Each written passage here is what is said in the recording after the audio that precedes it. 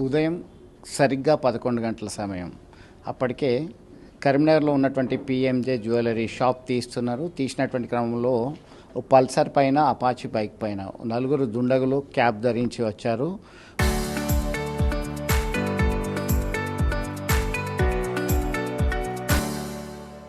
వచ్చిన తర్వాత gold chain చూపించండి అంటూ అక్కడ ఉన్నటువంటి సేల్స్ టీంని అడిగినటువంటి క్రమంలోనే అప్పటికప్పుడే మీరందరూ నీల్ డౌన్ అంటూ బెదిరించారు. జేబు నుంచి వెపన్ తీశారు. వాళ్ళ మూతికి ప్లాస్టర్ వేసి సిబ్బంది దగ్గర ఉన్నటువంటి ఫోన్ అంతా కూడా తీసుకొని కలెక్ట్ చేశారు. మొత్తం చకచక జరిగిపోయింది. ఈ క్రమంలో ప్రతిఘటించినటువంటి పిఎంజే సేల్స్కి సంబంధించినటువంటి టీము వాళ్ళని ప్రతిఘటించే ప్రయత్నం చేశారు. వెంటనే కాల్పులు జరుపుతూ అప్పటికే అందిన కాడికి దోసుకొని బ్యాగ్లో పెట్టుకొని పరారైనటువంటి పరిస్థితి. వాళ్ళని పట్టుకునేటువంటి క్రమంలో దాదాపు 8 రౌండ్లు ఫైర్ చేశారు. నలుగురికి తీవ్ర గాయాలయ్యాయి. ప్రస్తుతం మనం కరీంనగర్లో ఉన్నటువంటి వెంకటాద్రి హాస్పిటల్లో ఉన్నాం. ఐసీయూలో చికిత్స పొందుతున్నారు. ముస్తాక్, మధు, మరో 2 పేషెంట్స్, టోటల్గా 4 తీవ్రంగా గాయపడ్డటువంటి పరిస్థితి. ఘటనకు సంబంధించినటువంటి సమాచారం తెలుసుకున్నటువంటి వెంటనే కరీంనగర్ పోలీస్ కమిషనర్ గౌసేలం ఇతర సిబ్బందితో పాటు రావడం జరిగింది. ప్రస్తుతం అయితే పరిస్థితి విషమంగా ఉంది. దానికి సంబంధించి మనం చూస్తున్నాం ప్రత్యక్షంగా ఫోరెన్సిక్ టీమ్ మొబైల్ అలాగే క్లూస్ టీం రంగంలోకి దిగింది. సీన్ ఆఫ్ అఫెన్స్కి సంబంధించి సైతం చేయడం జరిగింది.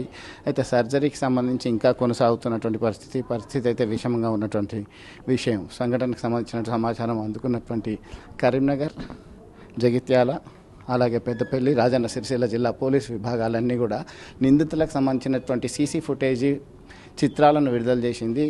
అపాచీ పైన అలాగే పల్సర్ బైక్ పైన ఇలాంటి అనుమానితులు మీ దగ్గర కనబడితే వెంటనే పోలీసులకు సమాచారం ఇవ్వాలని చెప్పేసి హెచ్చరికలు జారీ చేసింది. ఖచ్చితంగా వారిని పట్టుకొని తీరుతాం అని చెప్పడం జరుగుతుంది.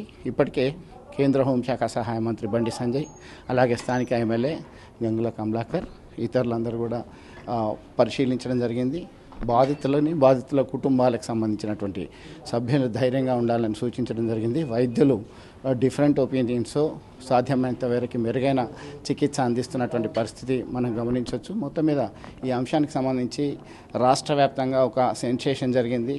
రాత్రికి రాత్రి కరీంనగర్ అంతా కూడా పోలీస్ భారీ బలగాలు మోహరించి ఒకవైపు డాగ్ స్క్వాడ్ మరొకవైపు బాంబ్ స్క్వాడ్తోని వారు పరిశీలించి నాకాబందీ నిర్వహించడం జరిగింది. అనుమానితులు ఎవరున్నా కానీ సరి అయినటువంటి ట్రేస్ అవుట్ చేయాలి, అదుపులోకి తీసుకోవాలని సూచించారు. ఆ మరుసటి రోజే ఇలా జరగడంతో తీవ్ర చర్చ జరుగుతుంది. ప్రస్తుతం అయితే ఒక ఇబ్బందికరమైనటువంటి పరిస్థితిలో ఉన్నటువంటి విషయాన్ని మనం గమనిస్తున్నాము. వైద్యులు మెరుగైనటువంటి చికిత్స అందించడానికి మల్టిపుల్ ఒపీనియన్ తీసుకుంటున్నారు.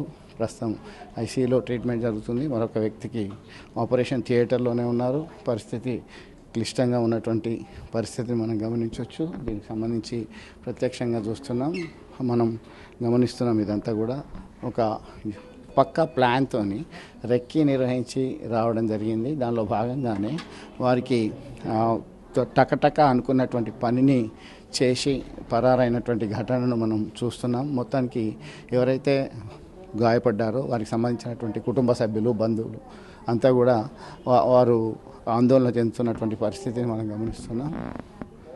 ఇక రాకేష్ అనే స్వామి అలాగే ఇతరులు దీన్ని తీసుకురావడం జరిగింది. మొత్తం మీద ఒకసారి పరిశీలిద్దాం. చూస్తున్నాం ప్రత్యక్షంగా. దానికి సంబంధించి అయితే ఒక హై అలర్ట్ ప్రకటించడం జరిగింది. కరీంనగర్, జగిత్యాల, రాజన్న సిరిసిల్ల జిల్లా, పెద్దపల్లికి సంబంధించినటువంటి పోలీసులు వారికి సంబంధించినటువంటి హైదరాబాద్ నుంచి ప్రధానమైనటువంటి సిబ్బంది సైతం రావడం జరిగింది. ఒకసారి బాధితుల కుటుంబ సభ్యులకు సంబంధించినటువంటి వివరాలు అవన్నీ కూడా మనం తెలుసుకుందాం. ఇది మొత్తం మీద ఈ బాధితులకు సంబంధించినటువంటి ప్రత్యక్షంగా మనం చూస్తున్నటువంటి పరిస్థితిని గమనించవచ్చు. వారు త్వరగా కోలుకోవాలని మనము కోరుకుందాం. వీడియో జర్నలిస్ట్ సుమంత్తో కలిసి చంద్రశేఖర్, RTV, కరీంనగర్ నుండి.